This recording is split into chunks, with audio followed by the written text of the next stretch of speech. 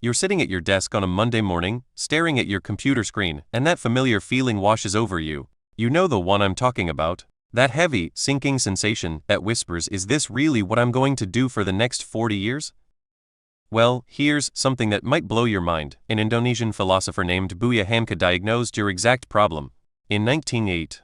And what he discovered about human nature and work is so profound, so universally true, that it perfectly explains why 76% of people today feel disconnected from their jobs. The problem revealed? Let me share his exact words with you.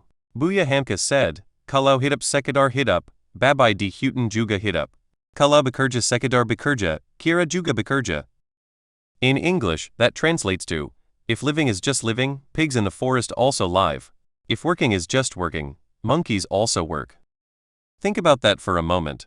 If you're just going through the motions at work, if you're purely trading time for money with no deeper connection to what you're doing, then according to Hamka, you're operating at the same level as a monkey. And here's the scary part. Modern research suggests he was absolutely right. According to recent workplace studies, 76% of employees report feeling disengaged from their work. That's not just not loving your job, that's feeling fundamentally disconnected from how you spend a third of your waking hours. Dr. Viktor Frankl, the Holocaust survivor and psychiatrist, later echoed this sentiment in his groundbreaking book Man's Search for Meaning. He argued that the primary human drive isn't pleasure or power, it's the search for meaning. When work lacks meaning, we don't just become unhappy, we become fundamentally disconnected from our own humanity. But what does monkey work actually look like in practice? You know you're trapped in monkey work when you experience what I call the Sunday scaries, that creeping dread that starts every weekend as Monday approaches. You're doing monkey work when you find yourself constantly watching the clock, when you feel completely disconnected from the impact of your efforts, when you live exclusively for the weekend and dread everything in between. It's that feeling of being on autopilot, where you could probably do your job with your eyes closed. You show up, you execute tasks, you collect a paycheck, and you go home. Rinse and repeat. Sound familiar?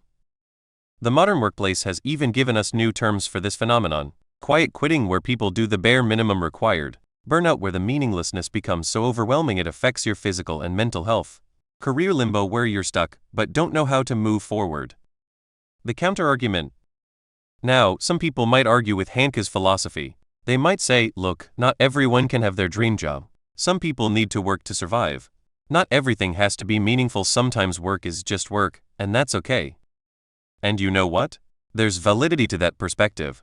Financial stability is crucial. Survival needs are real.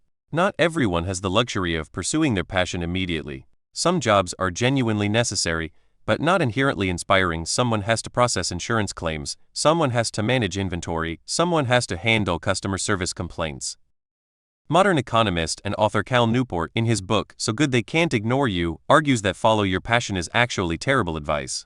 He suggests that meaning often comes from developing skills and expertise, not from finding some predetermined calling. There's also the practical reality that meaningful work might not always pay the bills. The artist who follows their passion might struggle financially, while the accountant who sees their work as just a job might build a stable, comfortable life. But here's what's interesting. Even the critics of the meaningful work movement aren't arguing that meaningless work is good. They're arguing about the path to meaning, not whether meaning itself matters. The deeper truth. So what's the synthesis here? What's the deeper truth that bridges these perspectives? I think Hamka's insight is more nuanced than either extreme position. He's not saying everyone needs to quit their job tomorrow and become a philosophical poet. He's pointing to something more fundamental, the difference between conscious, intentional engagement with your work versus unconscious, automatic participation. The monkey doesn't choose to work, it's driven by immediate survival instincts. The human has the capacity to find meaning, purpose, and growth even in seemingly mundane tasks. The difference isn't necessarily in the work itself, but in how we approach it. Let me give you a concrete example. There are two janitors working in the same hospital. One sees himself as just cleaning floors, that's monkey work. The other sees himself as maintaining a healing environment where people get better, that's human work. Same job, completely different relationship to the work. Research from organizational psychologists like Adam Grant at Wharton shows that people who can connect their daily tasks to a larger purpose report significantly higher job satisfaction, even in objectively mundane roles. The key isn't changing what you do, it's changing how you see what you do. But synthesis goes deeper than just reframing. Hamka's philosophy suggests 3 practical pathways out of monkey work. First, reframe your impact. Instead of focusing on tasks, focus on contribution. Ask yourself, who benefits from what I do? Even if you're entering data in a cubicle, that data might help doctors make better decisions, or help companies serve customers better, or help researchers understand important trends. Second, align with your values. Identify what matters to you personally: creativity, helping others, building things, solving problems, and find where those values intersect with your current role. Sometimes the meaning is already there. You just haven't recognized it yet. Third, create growth opportunities. Monkeys repeat the same behaviors indefinitely. Humans learn, grow, and evolve. Look for ways to expand your skills, take on new challenges, or mentor others, even within your current position. Questions. But this raises some fascinating questions, doesn't it? If meaning is so important, why do we seem to have created economic systems that often prioritize efficiency over fulfillment? Is it possible that our modern emphasis on productivity and profit has inadvertently created more monkey work than meaningful work? And here's an even deeper question. Is the search for meaningful work itself a luxury of developed societies? Are we privileged enough to even have this conversation while others around the world are focused purely on survival? Or perhaps the most challenging question of all, what if the meaning isn't in the work itself, but in what the work enables you to do for the people you love, the causes you care about, or the life you want to build outside of work? The parting thought. You know, there's something profound about the fact that Hamka's observation has remained relevant for over a century. It suggests that the human need for meaning isn't a modern invention or a millennial obsession, it's something fundamental to who we are as conscious beings. Every single day, you wake up and decide how to spend your energy, your creativity, your limited time on this planet. You can choose to approach your work like a monkey responding to stimuli, following routines, surviving day to day.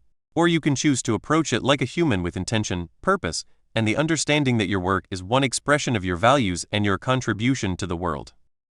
The beautiful thing is that this choice is always available to you. It doesn't require permission from your boss, a new degree, or a complete career change. It starts with a simple decision: I refuse to do monkey work. I choose to find meaning in what I do, or I choose to do something else. Your work life doesn't have to be something that happens to you. It can be something you create. So here's my challenge for you. Tomorrow morning, before you start your workday, ask yourself Hamka's question: am I about to do monkey work, or am I about to do human work? Then take one small action, reframe one task, connect with one person who benefits from your work, or learn one new thing that makes your role more meaningful. Share in the comments what small change you're going to make. I read every single comment, and I'd love to hear how you're going to escape the monkey work trap. And if this video helped you see your work differently, hit that like button and subscribe for more insights that can transform how you think about your career and your life. Remember, you're not a monkey. You're a human being with the capacity for purpose, growth, and meaning. Don't let anyone, including yourself, convince you otherwise.